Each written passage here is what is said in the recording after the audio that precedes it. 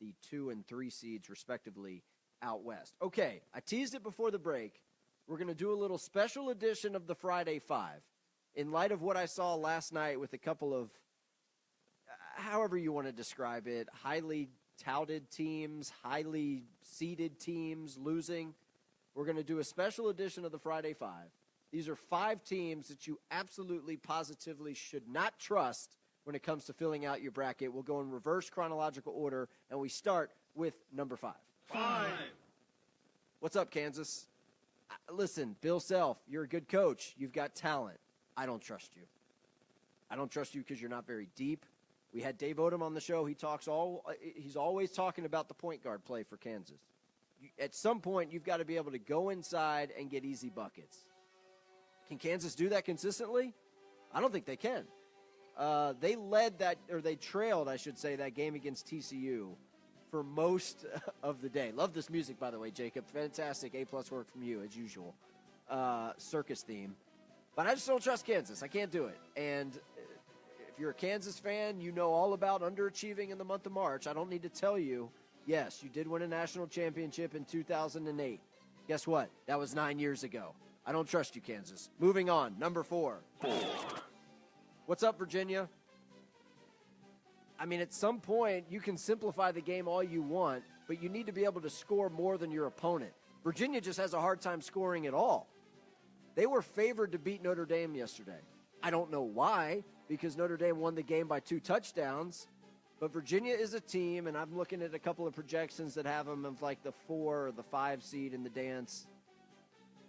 I mean, they had Syracuse down and out last year. That was an Elite Eight game, was it not? You're up double digits on Syracuse last year, and you yacked it up. I can't trust you, Virginia. Sorry. Moving on, number 3. The third of 5 teams that you absolutely positively should not trust in the month of March. Sorry, Coach Ham.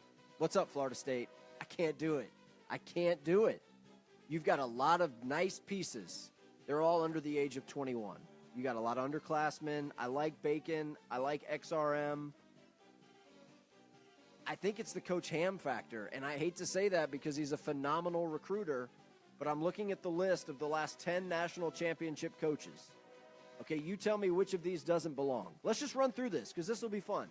Last 10 coaches to win a national championship. You ready? You ready, Jacob?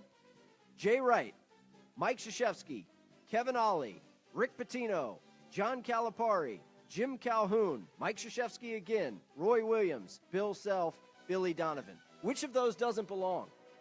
It's Kevin Ollie, okay, because he was a first-year head coach and he was taking over for Jim Calhoun. I can't see Coach Ham making the jump and appearing on this list. It's not a knock on the head coach. He knows how to recruit. He's a phenomenal recruiter. X's and O's, not his forte.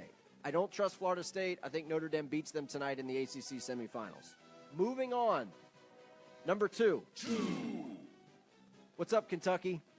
I don't trust you. I've already put you on upset alert because I think Georgia gets the win tonight. And yes, I realize that Georgia's a double-digit underdog and they're playing in front of 20,000 Kentucky fans on what's supposed to be a neutral court in the SEC tournament. What's up, J.J. Frazier? Time to get it done. This is what legends are made of. It's time to make your statement. And I just think Georgia's due. I mean, maybe they're not going to make the tournament. Who knows? But I think they find a way, against all odds, to upset Kentucky. Overtime loss at Rupp Arena, 1-possession game late in Athens, and that was without Yante Maton, who is playing. I don't know how healthy he is, but he's playing, the big man for Georgia. I think the Dogs find a way, and I just don't think – I mean, we've had Mike Pratt on the show all year, the color analyst for the UK radio network. This has been a buyer beware team for Kentucky all year. Lost at home to UCLA, lost at home to Kansas. Yes, they've won 9 in a row. Guess what? You play in the SEC. You're supposed to. So I don't trust you, Kentucky. Last but not least, the number 1 team that you should not trust in the month of March. 1. What's up, Baylor? Listen, first of all, you haven't won an NCAA tournament game in 3 years.